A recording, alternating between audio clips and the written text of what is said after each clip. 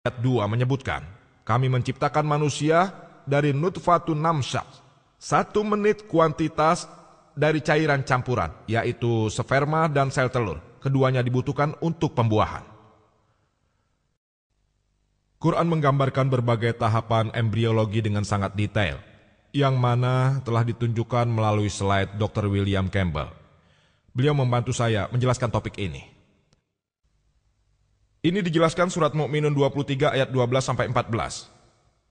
Yang artinya, kami telah menciptakan manusia dari nutfah, 1 menit kuantitas cairan, dan meletakkannya dalam karakimakin, sebuah tempat yang aman. Lalu, kami mengubahnya menjadi alaqah, lintas seperti substansi, sesuatu yang lengket, gumpalan darah beku. Lalu mengubah alaqah itu menjadi mudghah, kunyahan seperti gumpalan.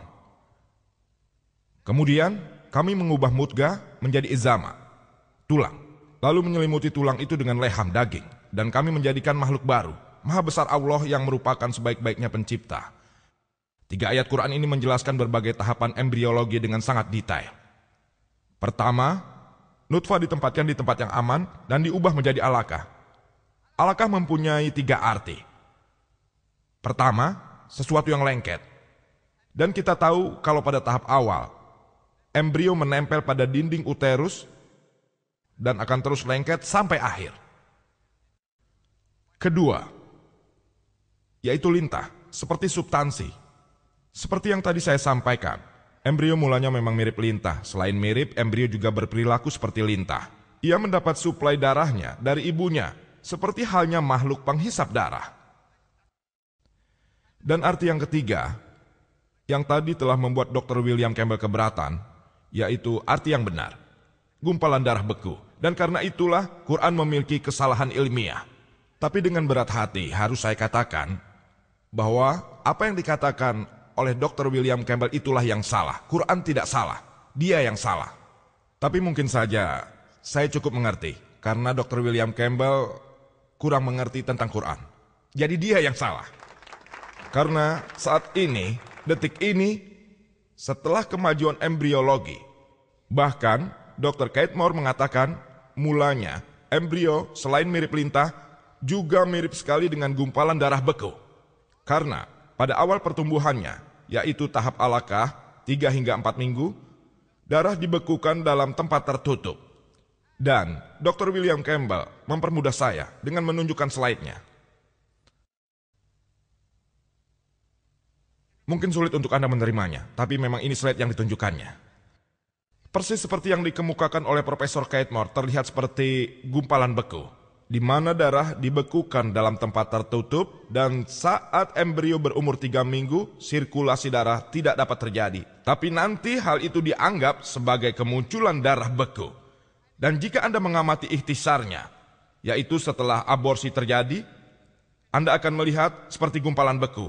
Hanya perlu 1 kalimat untuk menjawab semua pertanyaan tanpa bukti dari Dr. William Campbell, yaitu tahapan-tahapan yang dijelaskan dalam Quran hanya berdasarkan penampilan. Penampilan. Sekali lagi penampilan. Pertama, yaitu penampilan dari alaqah, yang merupakan lintas seperti substansi juga gumpalan darah beku. Dr. William Campbell benar saat mengatakan, ketika beberapa wanita datang dan meminta tolong pindahkan gumpalan beku itu tidak seperti gumpalan beku. Dan tahapnya berdasarkan pada penampilan. Dan juga sesuatu yang sangat lengket sekali.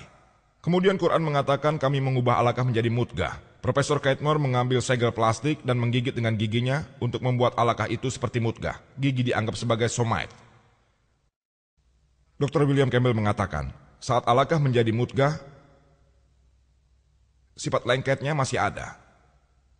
Itu hanya sampai usia 8 bulan. Jadi, Quran salah.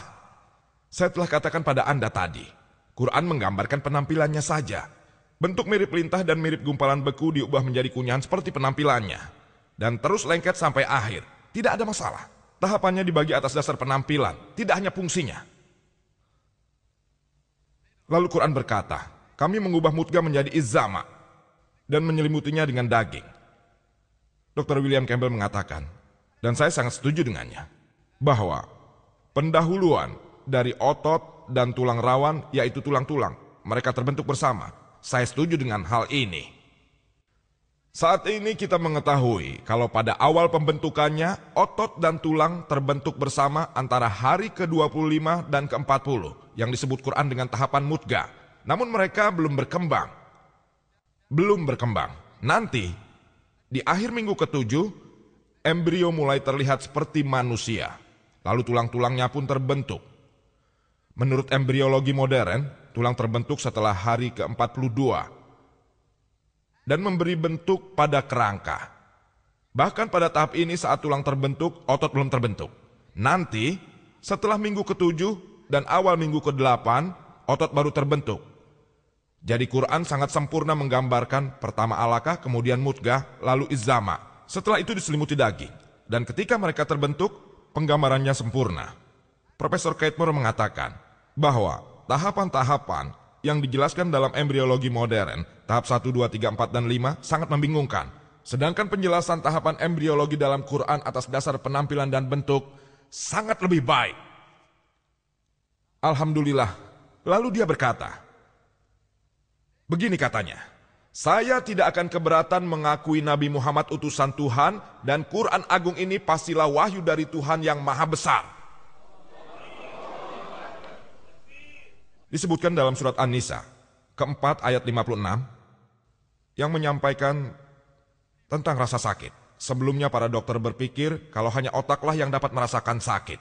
Tapi saat ini kita tahu bahwa selain otak ada reseptor di kulit yang juga dapat merasakan sakit, yang kita namakan perasa sakit.